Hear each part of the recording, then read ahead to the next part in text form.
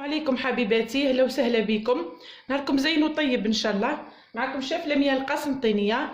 جيتكم البنات اليوم بوصفه جميله. اليوم ان شاء الله حين مع بعضنا حنديروا الدجاج محمر في البيت. كما تعرفوا البنات، الانسان من ناحيه النظافه لازم ديما يتحسب للامور تاع برا. سي بوغ سا انا خممت اني نعطي لكم الطريقه تاعي كيفاش نحمر الدجاج في الدار. انا شخصيا ما نشريهش من برا، كي تسخف عليه العائله تاعي نديرو في الدار. باش نديرو الدجاج محمر، اكيد البنات اول حاجه تكون عندنا الدجاجه كما راكم تشوفوا. شريتها، نقيتها، غسلتها بشويه تاع ماء وملح، شويه تاع خل، شوطتها باش تجينا بنينه. كما راكم تشوفوا هنا. باش نتبلها اكيد عندي ملح هنا البنات، عندي شويه تاع ملح، عندي توم مع بودغ، عندي فلفل الكحل، عندي شويه تاع كركم، شويه تاع فلفل احمر حار، فلفل عكري حار، شويه تاع زيت تاع الثوم، وعندي تاني كذلك المطارد. اول حاجه نديرها البنات نحطوا هاد التوابل. نديروا الدجاجه تاعنا نديروها في نتبلوها كما نقولوا، نخليوها على الاقل ساعه ولا اكثر تشرب هذيك التوابل تاعها. من بعد باش نروحو نفاخسيوها كل وحده. انا شخصيا عندي عده طرق تاع السمك كيفاه نفاخسي الدجاج تاعي. نفاخسيها بالخضار، نفاخسيها بالروز البسمتي كيما حنديرها اليوم وحده، نفاخسيها بعده طرق. هنا حنفكركم بالتتبيله اللي نديروها للدجاجه تاعنا. حطيت شويه زيت تاع الثوم، نحط شويه تاع فلفل الكحل، شويه تاع الثوم بودغ كما راكم تشوفوا، راح يمدلها طعم ما شاء الله. اكيد شويه تاع الملح ما نكثرش على خاطر ديجا غسلتها بالملح. وزيد الروز البسمتي اللي حنحشيها به فيه الملح، سي بوغ سا الفو با نكثروا البنات. فلفل عكري حار، فلفل حمار كما نقولوا حنا، وشويه تاع الكركم. الفوائد العظيمه تاني اللي فيه، ماذا بينا نتبلوا به الدجاجه تاعنا. اكيد نزيد مغرف كبيره تاع لا موطارد، نزيد نصف. نخلط المقادير هذه جيدا حبيباتي. انا كل مرة والتتبيله تاعها، كل انسان حر واش التوابل اللي يحبها ويضيفها. انا شخصيا هذه هي التوابل اللي حنديرها اليوم.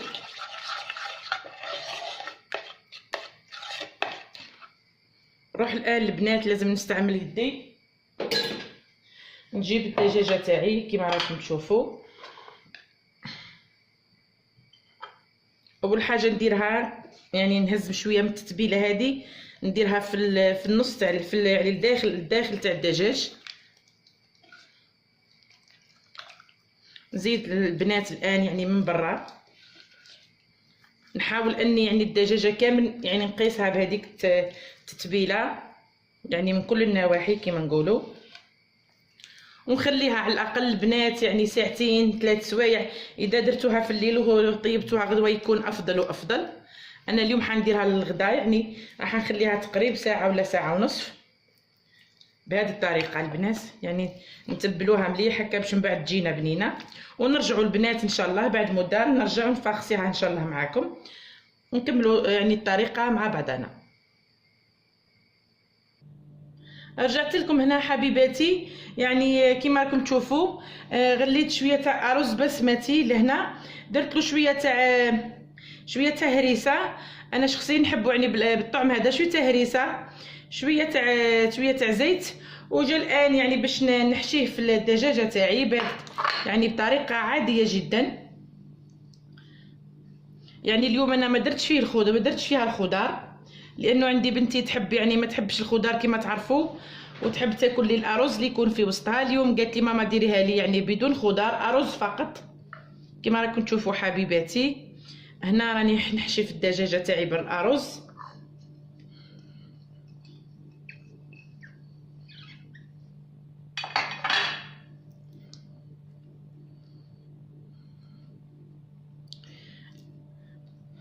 نروح الان نغسل يدي حبيباتي، نرجع باش نغلق الدجاجه تاعي.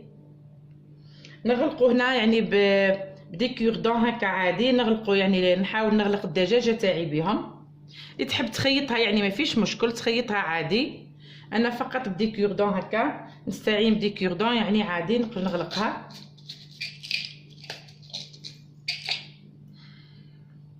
هكا فقط باش نتجنبوا ما يخرجناش هذاك الارز. انا نغلقها حبيباتي ونروح نحطها يعني في البلا تاعي تاع الكوشه هكا يعني باش طيب لي. واكيد راح نشوفوها مع بعضنا يعني البنات من بعد كي طيب ان شاء الله، ونقدمها مع شويه تاع ارز بسمتي.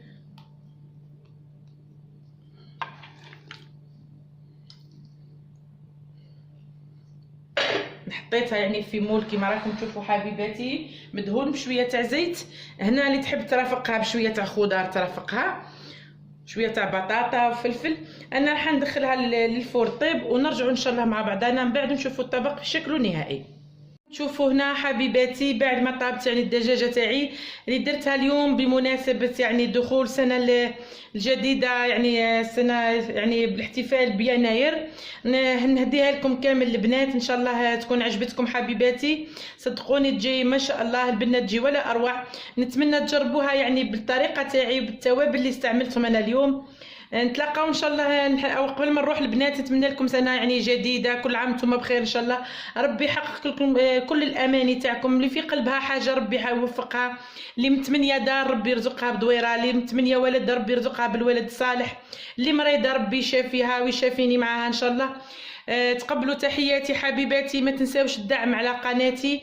اذا حابين نستمروا اكيد مع بعضنا، والقادم باذن الله راح يكون اجمل وافضل. تحياتي البنات. احنا هنا في قسنطينه يعني الثلج راهو ما شاء الله. ان شاء الله يا ربي يعني كما نقولوها يكون ان شاء الله غيث نافع يا ربي مفيد لينا بالخير ان شاء الله يا ربي. العقوبه العام الجاي دائما. تحياتي حبيباتي. الشيف لمياء القسنطينيه دائما يعني في خدمتكم، تكون ان شاء الله في الافاده تاعكم. تحياتي، بقاو على خير.